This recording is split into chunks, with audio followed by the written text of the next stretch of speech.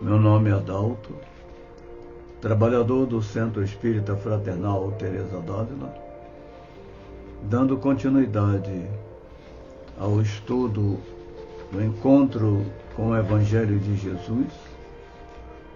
Hoje nos cabendo comentar sobre o capítulo 18, item 7,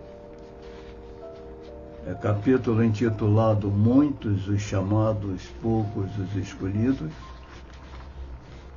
que nós vamos, antes de mais nada, fazer a nossa prece de preparação, rogando aos companheiros espirituais, os irmãos da Casa de Teresa d'Ávila, que nos apoiem, que nos inspirem, que nos ajudem, para que possamos tocar os corações daqueles que nos assistem e que possam realmente compreender cada vez mais, Senhor Jesus, esse teu Evangelho, este amor que deixastes, que legaste para toda a humanidade. E assim dizemos, Jesus, obrigado, Senhor, por mais esta oportunidade e que possamos realmente conseguir ter a inspiração necessária para que possamos prosseguir com os nossos compromissos, com as nossas responsabilidades. E assim, em nome dos companheiros espirituais da Casa de Teresa d'Ávila, em nome de Maria Santíssima, em teu nome, sobretudo em nome de Deus, que iniciamos os nossos estudos, dando graças a Deus, Senhor, que assim seja. E assim nós vamos ver o item 7 do Evangelho segundo o Espiritismo, capítulo 18, que está em Mateus, capítulo 7, os versículos 24 a 27, e que nos diz assim: que todo aquele, pois, que ouve estas minhas palavras e as observa, será comparado a um homem prudente que edificou a sua casa sobre a rocha.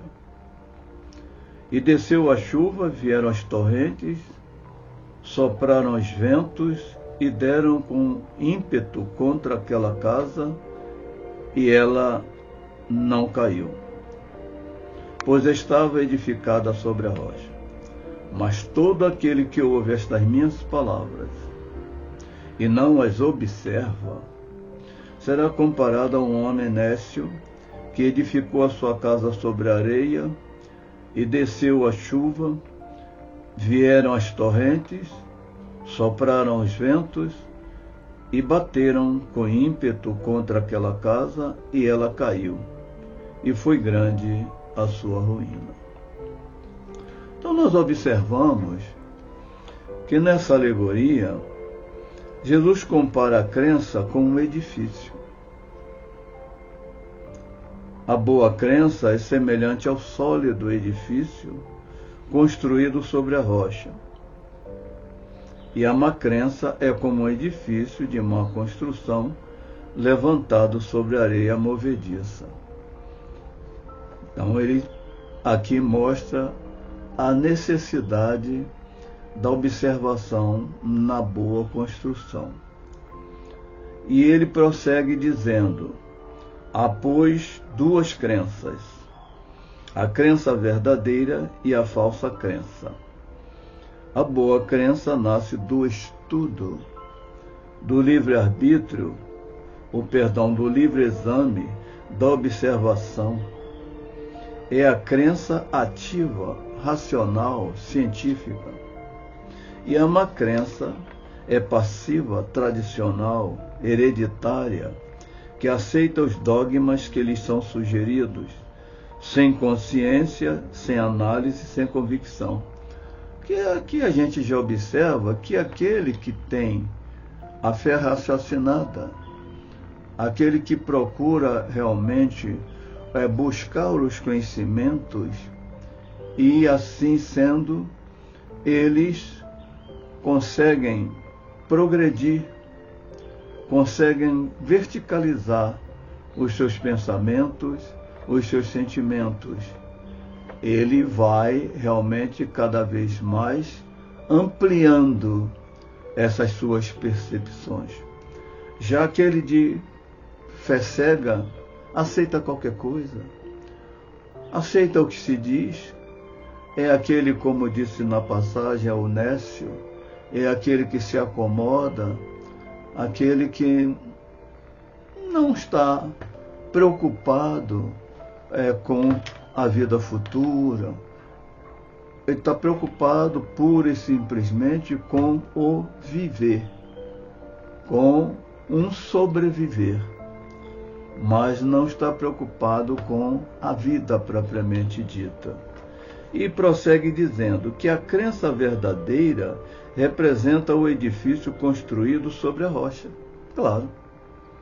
E a falsa, a edificada sobre a areia movediça. É aquele que edifica sobre a areia movediça, é aquele que justamente, ele, quando passa pela realidade da dor, quando ele sente as dificuldades da vida, ele procura Deus, ele procura resolver o seu problema entregando tudo nas mãos de Deus. Quando na realidade, aquele da fé raciocinada, ele sabe buscar o bom caminho, ele sabe a necessidade de transpor a porta estreita.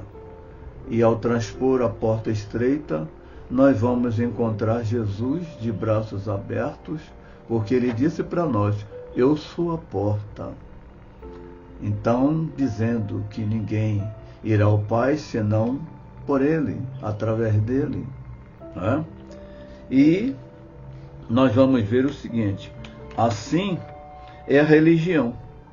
Quem procura com boa vontade livre de ideias preconcebidas a verdade, e está disposto a abraçá-la, porque também encontrar a verdade não significa que estamos dispostos a abraçá-la. Que abraçar a verdade, ela representa para nós, ou exige de nós, se assim podemos dizer, exige a renúncia, o sacrifício, né, do dia a dia, para que possamos realmente bem usufruir do nosso tempo racionalizado, para não desperdiçar as oportunidades que se nos são dadas pelo Evangelho de Jesus, ou pelo próprio Jesus, através do seu exemplo, do seu amor. E ele diz: mas assim como não é bastante encontrar o terreno para ter a casa feita, também não basta encontrar a verdade para tê-la em si. É isso. Não basta encontrar a verdade para tê-la em nós. É um trabalho lento, mas é um trabalho perseverante. É preciso construir a crença como se constrói a casa. E logo que se acha o terreno, dele toma-se posse e se começa a construção. Com primeiro os alicerces, depois as paredes, depois o telhado, depois o acabamento interior e exterior.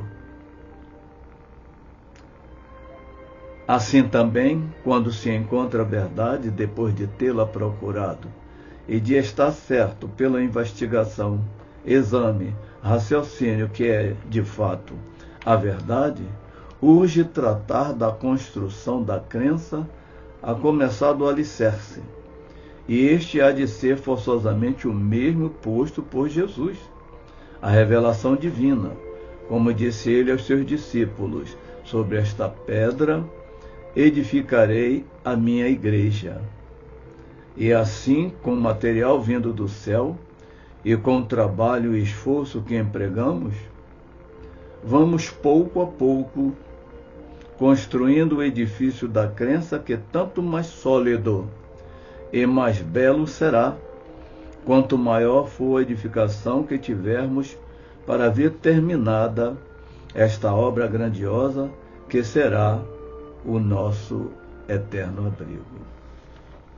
Então Jesus comparou as formas de crença, há um edifício bem construído e a outra uma casa mal edificada. Um edifício bem construído guarda-nos das intempéries e das tempestades, livra-nos dos malfeitores, dá-nos sossego e paz. Assim, a verdadeira crença consola-nos nas provações, livra-nos nas emboscadas dos espíritos maléficos, dá-nos calma, coragem e fortaleza para vencermos. A crença cega é semelhante a uma casa assim construída ou adquirida. Essa crença popular, tradicional, hereditária, sem evangelho, sem Jesus Cristo, sem exame, sem raciocínio, no primeiro momento de adversidade, ameaça tais ruínas que põem em perigo seus próprios adeptos. Todos ficamos realmente sujeitos a sofrer as vicissitudes sem compreendermos. Já a doutrina espírita, ou seja, o Evangelho de Jesus, através dessa doutrina espírita, essa doutrina maravilhosa, nos faz compreender, dando-nos a segurança, a consolação e a fé no futuro. E então, examine cada qual sua crença e observe se a casa é de sólida construção e está erguida sobre fundamento inamovível. E Jesus, nós sabemos, estudamos que Jesus não escolhe os capacitados. Aqueles capacitados aos olhos dos homens, mas sim, ele capacita os escolhidos, aqueles que renunciam, aqueles que buscam a cada dia a sua melhora. A cada dia olha para os céus e dá graça por tudo, porque sabe que tudo vem de Deus, tudo para o nosso bem. E aí vamos pouco a pouco abandonando as ilusões da vida e compreendendo quando Jesus disse estar no mundo sem ser do mundo. Então, nós vamos buscar também o reforço na nossa querida irmãzinha, patronessa da casa, Teresa d'Ávila, que ela nos diz assim: o próprio Senhor nos diz, está lá no Castelo Interior Moradas, no capítulo 1, item 11, que ela diz assim, que está escrito, que a fé sem obras é sem estar ligada aos merecimentos de Jesus Cristo. Que valor pode ter essas obras sem estar ligada a esses valores espirituais, a esses valores morais, a esses valores cristãos trazidos por Cristo, que se imolou na cruz para nos mostrar toda a sua passagem, a exemplificação da humildade, da simplicidade e do amor, reconhecendo esse amor imanente em nós, o amor do Pai Celestial. E ela então nos diz assim, que o próprio Senhor nos diz que ninguém subirá ao Pai senão por mim. Não sei se disse dessa maneira, creio que sim. E também disse Jesus, quem vê a mim, vê a meu Pai. Pois se nunca olhamos para ele, nem consideramos o que lhe devemos e a morte que sofreu por nós, não sei como poderemos conhecer nem fazer obras em seu serviço. Que valor pode ter a fé sem obras? E o que valerão estas, se não se unirem aos merecimentos de Jesus Cristo, nosso bem? E quem nos despertará mais esse Senhor? Praz a sua majestade dar-nos a entender o muito que lhe custamos e como o servo não é mais do que o Senhor. Que Ele nos mostre também que precisamos trabalhar para gozar de sua glória. Para isso, é necessário, a fim de não andar sempre em tentação. Porque nós, se não tivermos essa fé raciocinada, nós vamos andar sempre em tentação. Não que fiquemos livres das vicissitudes da vida, mas justamente porque a vida, em se tratando de nós, viventes de um mundo de provas e expiações, estamos ainda necessitados dessa evolução, porque somos ainda incipientes nessa caminhada para Deus. E possamos assim prosseguir, segundo a vontade do Pai Celestial, com a ajuda dos benfeitores espirituais, e calcados neste Evangelho maravilhoso, que é o Evangelho de Jesus. Tão agradecido de todo o coração por todas as oportunidades, é que, agradecendo, elevemos os pensamentos a Deus, a Jesus, em agradecimento, dizendo: Jesus, Mestre querido, obrigado, Senhor, pelas oportunidades dioturnas. E assim, que a nossa lição possa ser levada aos corações de boa vontade, e que os benfeitores espirituais da casa de Teresa d'Ávila, como Teresa d'Ávila, Rafael Birajara, Francisco de Assis, e todos os mentores que apoiam esta casa de amor e luz, em nome deles, em nome de Maria Santíssima, Senhor, em teu nome, sobretudo em nome de Deus, é que encerramos essa nossa oportunidade desse pequeno estudo, dando graças a Deus.